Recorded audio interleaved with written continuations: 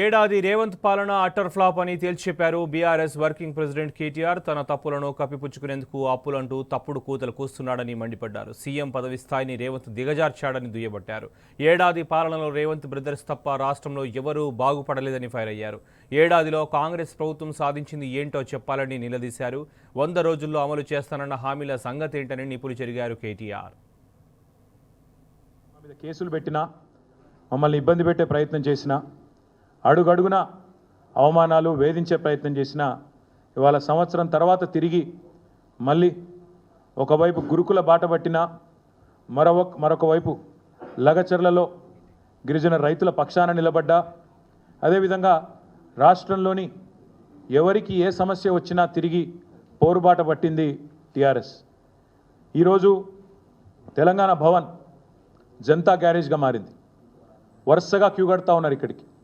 హైడ్రా బాధితులు, మూసీ బాధితులు, రకరకాల బాధితులు, ప్రభుత్వ బాధితులు, కాంగ్రెస్ బాధితులు అంతా కూడా వరుసగట్టి ఇక్కడికి వస్తున్నారు.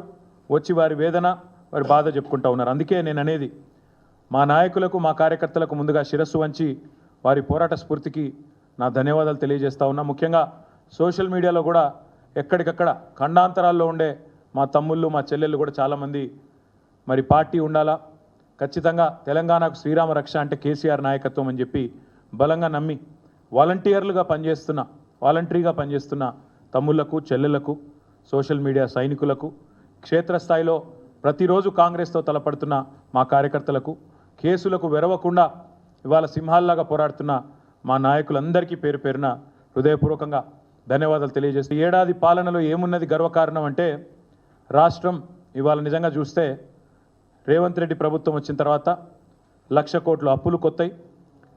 రేవంత్ బ్రదర్సు మాలామాలైనరు. రాష్ట్రం మాత్రం అధోగతి పాలైన మాట వాస్తవం. ప్రజలు తిప్పల పాలైన మాట కూడా వాస్తవం. తెలంగాణ ప్రజలకు ఈరోజు రేవంత్ రెడ్డి పాలన, కాంగ్రెస్ సర్కారు పాలన అంటే గుర్తొచ్చేది ఒకవైపు 1,00,000 కోట్ల అప్పులు, మరొక వైపు వారు చేసిన దారుణ ఘాతకాలు, తప్పులు.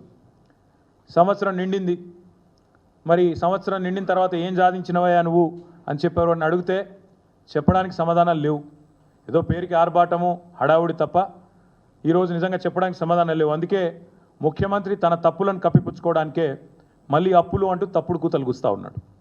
అప్పులు అంటూ తప్పుడు కూతలు కూస్తున్న ముఖ్యమంత్రికి నేను చెప్పేది, అప్పుల మీద కాదు జరగాల్సింది, నీ తప్పుల మీద చర్చ. సీఎం అంటే ఇవాళ నువ్వు సీఎం పదవి చేపట్టిన తర్వాత ఆ పదవి స్థాయి కూడా దిగజార్చినావు నువ్వు. ఇవాళ నీ ప్రభుత్వంలో ఎవరన్నా బాగుపడ్డారంటే అనుముల బ్రదర్స్ మాత్రమే బాగుపడ్డారు. నీ ప్రభుత్వంలో ఎవరికన్నా ఏమైనా లాభం జరిగింది అంటే కేవలం అనుముల రేవంత్ రెడ్డి, అనుముల తిరుపతి రెడ్డి, అనుముల జగదీష్ రెడ్డి, అనుముల కొండల్ రెడ్డి, అనుముల కృష్ణారెడ్డి, ఇంకా మిగతా బ్రదర్స్కి మాత్రమే లాభం జరిగింది. హైలైట్ ఏంటంటే రాష్ట్రానికే 1000 కోట్ల స్థాయిలో పెట్టుబడి ఇచ్చే స్థాయికి అనుముల కుటుంబం చేరిందని చెప్పి వాళ్ళ ప్రజలు అనుకుంటున్న మాట వాస్తవం. మరి వచ్చే సంవత్సరం ఫోర్బ్స్ జాబితాలో రిచెస్ట్ బ్రదర్స్ ఎవరయ్యా అంటే అనుముల బ్రదర్స్ అని వస్తుందేమో, అదానిని కూడా దాటేస్తారేమో అని చెప్పి ప్రజలు కూడా అనుకుంటున్న మాట వాస్తవం. నీ ఏలుబడిలో రాష్ట్రానికి రాబడి తెచ్చే తెలివి లేదు, రాష్ట్ర సంపద పెంచే సోయి లేదు, స్పృహ లేదు, ఒక్కటి కూడా కనీసం పాజిటివ్ పనిచేసిన ముఖం లేదు. ఏం చేయాలా? అందుకే నోటికి వచ్చినట్టు తెల్లారులేస్తే కాకి కూతలు చెప్తా. మేము మా నాయకులు ఎప్పుడు చెప్తా ఉంటారు, కేసీఆర్కు తిట్లు, దేవుళ్ళ మీద ఓట్లు, ఇచ్చిన హామీలకు తూట్లు. ఇదే నువ్వు చేసింది ఏందే సంవత్సరం అంటే ఒగ్గిది.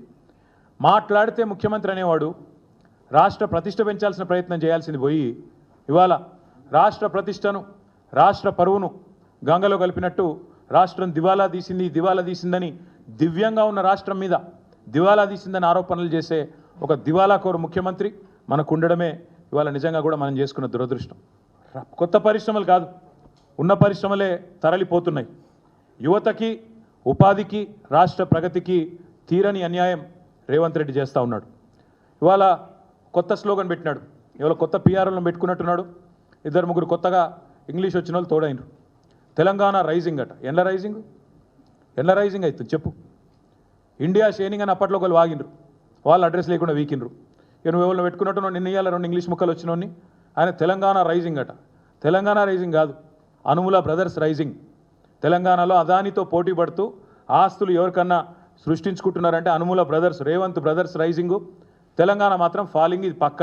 నువ్వు ఎవరినన్నాడు నీకు చేతనైతే నీ కొండారెడ్డిపల్లెకి పోయి ఆడ కూర్చో, రచ్చబండ మీద కూర్చొని పోలీసు వాళ్ళని పక్కకు పెట్టి అడుగు, చెప్తారు రైజింగా ఫాలింగా ఏందో చెప్తారు. 12 నెలల పాలన మొత్తం అసత్యాలు, అర్ధసత్యాలు, అటెన్షన్ డైవర్షన్ స్కీములు తప్ప నువ్వు పీకింది ఏందని నేను అడుగుతా ఉన్నాను. ఒక హ్యాబిచువల్ లయర్ లాగా ఒక అలవాటుతో అబద్ధాలు ఆడే కోరు మాదిరిగా అటెన్షన్ డైవర్షన్ టెక్నిక్లు, మీడియా మేనేజ్మెంట్ టెక్నిక్లు తప్ప నువ్వు చేసింది ఏంది రేవంత్ రెడ్డి నేను అడుగుతా ఉన్నాను. ఇవాళ నేను అందుకే సూటిగా అడిగేది, అప్పుల చాటున అప్పులు అప్పులు అప్పులు అంటే తప్పుడు కూతల మాటున మళ్ళొక్కసారి నీ అసమర్థతను కప్పిపుచ్చుకునే ప్రయత్నం చేస్తే ఊరుకోము.